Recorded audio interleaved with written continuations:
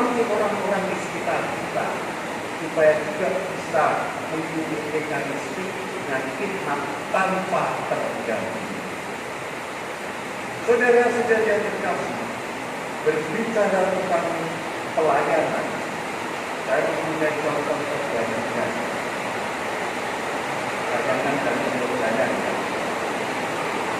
Ada seorang bapak pulang dari kantor, dari kerjaan, pulang kerja sore hari, masuk rumah tanpa mengetuk pintu.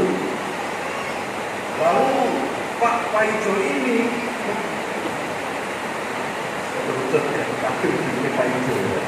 Lalu Pak Paijo ini mendapati istrinya sedang tertidur di sofa ruang tamu.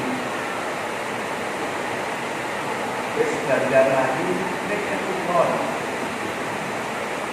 Pak Paijo lalu mencium kening istrinya, istrinya kaget bukannya marah, tapi sumringah. Karena menunggu Pak Paijo datang, itu kan juga ada adanya Pak Paijo di depan matanya, membuat dia bahagia. Yang ditunggu sudah datang. Lalu Pak Paijo mengajak suaminya untuk menuju ruang makan. Dan Pak Paijo mengatakan, "Ayo Bapak, langsung makan saja. Saya sudah memasakkan makanan kesukaan Bapak. Makanan itu adalah das pipe."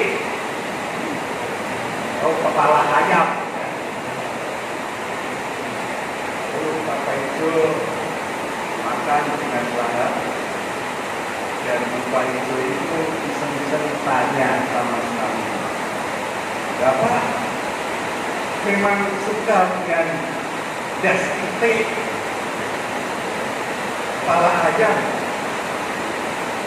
Padahal kan biasanya orang suka pasir ini, pandodo mentok, pakuku, iwak api.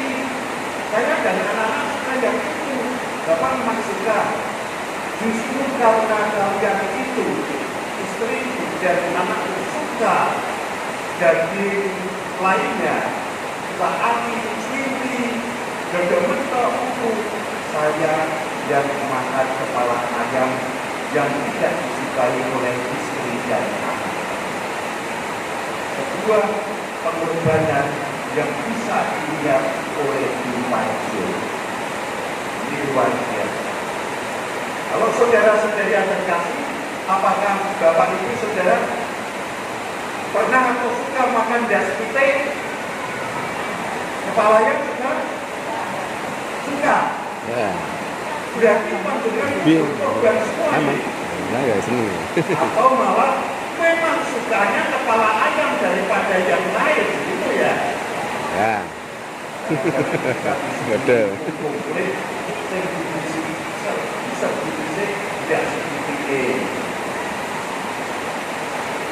Cerita pengorbanan ini mengingatkan saya pada waktu saya masih kecil dan adik saya, bahwa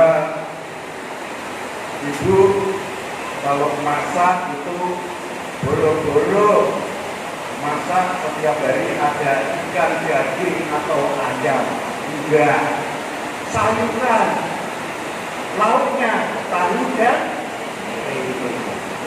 ya itu yang sama.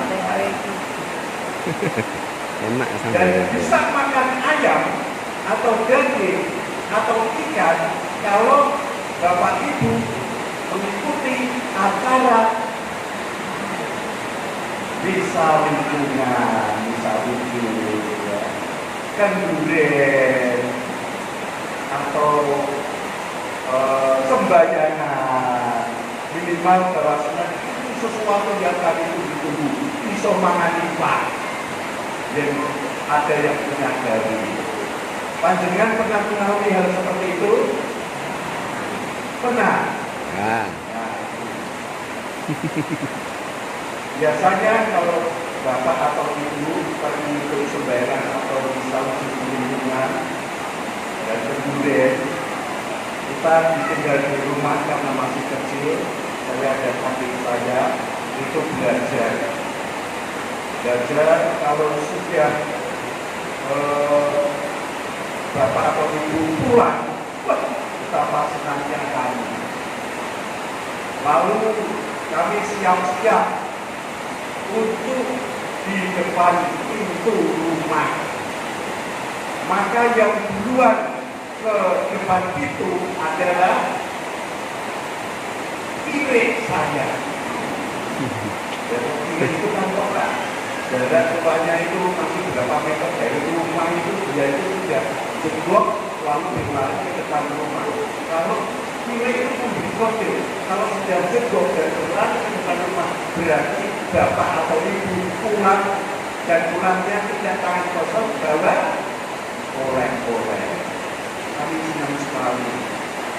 Lalu di sekolah kami bisa makan waktu misalnya. Adik saya itu, ya itu, saya merasa bapak ibu saya itu tidak makan di tempat di mana digawe, tetapi selalu dibawa pulang ke rumah. Kelingan anak-anak ini. Dan begitu masuk rumah, yang kami sambut adalah dus-dusan yang dibawa oleh bapak atau ibu saya. Adik saya makan dan makan lahap sampai sisa dari adik saya makan itu yang dimakan oleh bapak atau ibu saya. Itu luar biasa. Adik saya makan kayak itu biasanya bersisa. Kalau saya yang makan Nggak ada sisa. sisa enggak? Nggak. Saya tetap kelingan. Bapak ibu saya tidak senang kalau anaknya makan lahap. Dan yang saya makan tetap saya sisakan untuk bapak ibu saya, yaitu lalapan. Saudara-saudari yang dikasihi dan sekalian, bapak ibu saya dan cerita tadi Pak Taijo menjabarkan sebuah kepaksaan dan pengorbanan yang inilah harus dihayati oleh para pengikut Kristus.